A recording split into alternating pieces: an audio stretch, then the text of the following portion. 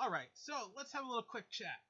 So, welcome back. In this episode, we're going to be talking about a little rumor, news kind of, that's been reported by Bloomberg. That, originally the article is just basically about Nintendo entering China. But a small little section, as we'll see coming up right here, they actually mentioned something to happen in June.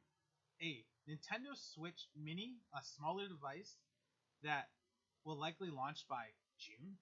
That seems really close for something as huge of an announcement as that. Basically, two people that are familiar with the matter. They didn't want to give out their names, obviously, because they're leaking information that could be real or fake or however you want. But I feel like, for Bloomberg to even acknowledge it, they must hope that it's true. Is it true? Who knows? But the part of this video is why would Nintendo release it in June? And you think we'd want to hear about that soon. Now, see, I think that's actually a cool move for Nintendo. Come out on E3, show out your Nintendo Direct, and you end the video with, oh yeah, so Nintendo Switch Mini. Here you go. So, I hope that's true. Now, we've made videos before, tons of videos on YouTube about Nintendo making a more powerful one and a mini one, and I really hope that they're doing it, and I hope it just stays being a Switch. Still dockable, you can still use it. Obviously, make it cheaper. The device needs to be all-in-one.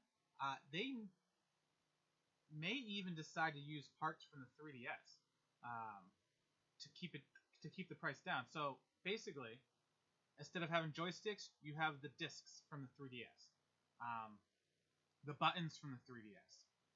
Basically, you want to keep it small enough so it can still be docked.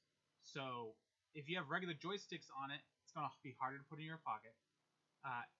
It could get in the way of the dock, but with the discs, it could probably fit right down into the dock and work like that.